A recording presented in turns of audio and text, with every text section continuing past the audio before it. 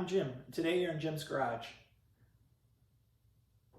So this is a 2013 Mini Cooper S R56 with the N18 engine in it. And it's over 10 years old now, and it hasn't been a perfect car, but it's been a pretty good car actually. And I've kind of taken over maintenance and doing mods to the car, and picked it up as a hobby. And I thought I would just push along the top 5 things that I've done that I think are interesting for the car. What I'll do is I'll tell you the top 5 mods from the least interesting or important to one I think is the most important. So when we talk about 1 through 5 mods, the 5 being I think the mod that you should make the most, and the first mod being the mod you could make last.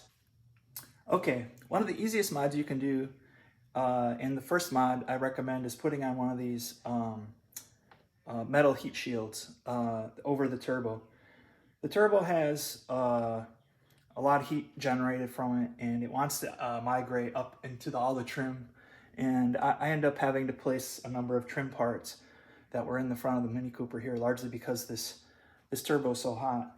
And once I put it on, I definitely noticed that the heat was being contained here. It doesn't really go away, but at least I'm not sure how effective it was. There's no tangible results, and this is sort of why this is the first thing you can do. I'm not sure how helpful it will be, but hopefully in the future it deters me from having to replace other trim parts. But very easy mod, and not immediately effective to engine performance or any way as far as I can tell, but definitely a great addition to prevent problems with your trim. So here we are at the number 2 mod, and my number 2 mod is actually replacing the stock intercooler. And this is, I have a whole video on how to replace the stock intercooler. It's basically a radiator behind this air shield here, and it cools down the turbocharged air that comes through and goes into the engine. And this was a modification that I made, and the modification was immediately apparent when I started driving the car. Definitely felt like it had more immediate power. Now I will say, one of the disadvantages of having the aftermarket intercooler on the car is that if you have to do something else, like you have to fix an oil leak or anything where you have to take the whole bumper off, and maybe you might want to access some parts that are pull the bumper forward or whatever, you have tubing that goes from the intercooler to different parts of the car, and getting the tubing off of the intercooler, because the intercooler gets hot too, because the hot air goes through it, the tubing usually likes to stick, and so getting the tubing off can be quite difficult. And I found that if you use aftermarket tubing, you can buy this on eBay or whatever, it's a lot easier to undo the straps and then just disconnect the tubing. Okay, so here is an example of some aftermarket tubing. So the intercooler is down where I had mentioned, and it comes in through a tube that's right here, and then comes past this airflow sensor and goes into this tubing area. Now the OEM tubing area here, where this tube is something that I replaced. And that was because I had at one time tried to take off this portion of this area to do the timing chain. And when I did that, I took this tubing out, and then I tried to put the tubing back together, and it wouldn't fit back together. It wouldn't hold the charge. So to me, it was a lot easier. You can go, for example, Forge makes an option where it's all one piece. It wasn't like 2 pieces. And this tubing is a very helpful mod to have, because it's easy to take off. You can just put a little oil on it, everything will come off engine. And so that's my number 2 mod. It's, it's not necessary, but it's something you can do to help you if you're working on the car. All right, so now we're here to the third mod that you want to get. I found that owning this Mini for about 3 years, the shock system in the Mini just wasn't really working very well, truthfully. Again, the shocks are supposed to dampen going over bumps, but when we go over bumps, it would be really rough, or it would be really not very comfortable to drive in. And so at first, the first type of shock system, new shock system, was just really a replacement of the standard shocks that were on the Mini Cooper with some Bilstein B4s. And those shocks worked actually pretty good for a while.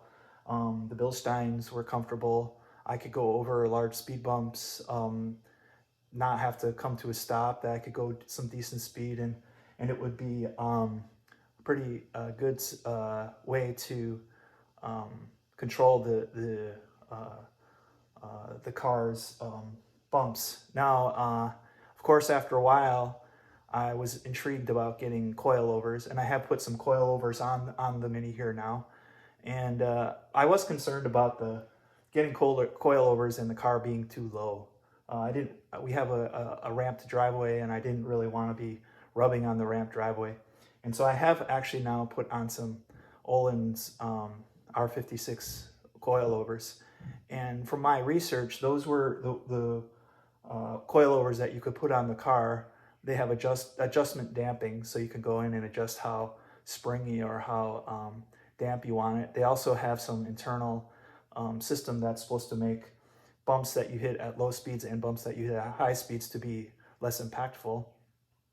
And you can see here that, you know, I still have 2-finger ability, space, and I don't hear any rubbing. Like I said, even with the Öhlins and the coilovers, I can go over bumps, speed bumps, and it's I'm not bottoming out. Of course, you can't go over them too fast, but sort of a general way. It's not like I have to come to a stop and go over every speed bump. Yeah, so either the Bilstein for just using the parts that come with the car and just replacing the spring, or other coilovers, ones that have damping adjustments are nice, because then you can set up the front and the back to be different. And that would be the third, my third option. Of course, this is sort of in the middle, and definitely you're going to want to change your springs out when they stop going bad, so it's something you're going to eventually do anyway. All right, here we are at the engine bay, and this is the number 4 mod that I recommend getting, and that is a new air filter setup, one that can utilize basically the hood scoop. Now, we all know that the Mini has the hood scoop, but all the hood scoop does on the R56 is blow a little air over the engine bay. Now, that air that goes over the engine bay basically just gets the engine bay all dirty, and it doesn't do anything to get inside of the air box as part of the turbo. So I bought the AEM air intake system, and I hooked it up, and I noticed results immediately. Right after I installed the air system, when I'm particularly driving at freeway speeds, as you get up above 60 miles per hour, I noticed that the amount of RPMs that I needed to keep the car going at a fast speed were just greatly reduced. And so for that reason, this is my pick as the number 4 mod that you should do. And second to the first mod, meaning this is the one of the top mods that I would recommend making. The installation is quite straightforward. You basically just take out the old air box, and you have a couple different setups right here that connect it, and but it's pretty much push and pull, and put them together, and then you'll see that you can have more air coming into the engine. One of the problems with the Mini is that the air duct that you can't really see here, but and that kind of explains why it can't really work, is that as you have the hood down, it blocks the air duct. So you have essentially an air intake portion which is not even connected to the air intake system. So in this system, you have this this part, and it allows the hood scoop right here to take on air, pushes the air right into the air filter system, and it's definitely a massive improvement. So all right, this is the number 5 mod. This is the mod that I would most highly provide that you should do to your car, and that is take these 17-inch rims that come with this car, that are with these run flats, and switch them out for some aftermarket rims. These 17-inch wheels that come with this car are so freaking heavy. I can barely lift this thing up off the ground. It's so heavy. They're unbelievably heavy. And the other thing is that these run flats, man, they're hard. They just do not bounce. And the Mini Cooper, the suspension, it can be improved. For example, if you use some coilovers, as I mentioned in one of the other mods. But really, the idea here is that if you get another inch diameter of rubber with the aftermarket wheel, and a lot of the aftermarket wheels you can buy, which are form, float, or whatever, for not too much extra. You can get a rim for about $200, plus or minus $50, and get a really nice light rim with aftermarket wheels. And even if these are run flats, they still just make the car ride a lot smoother. You basically have the extra spring power in the tire, and it just makes the whole car not jolt around, not so bumpy when you're driving, and it will be a lot easier on the whole engine. And so this is basically the number 1 easiest mod you can do, is get some aftermarket rims, some lighter ones, and add another inch of rubber by getting 16-inch rims instead of 17-inch rims. And you'll find that the ride quality just is tremendously better.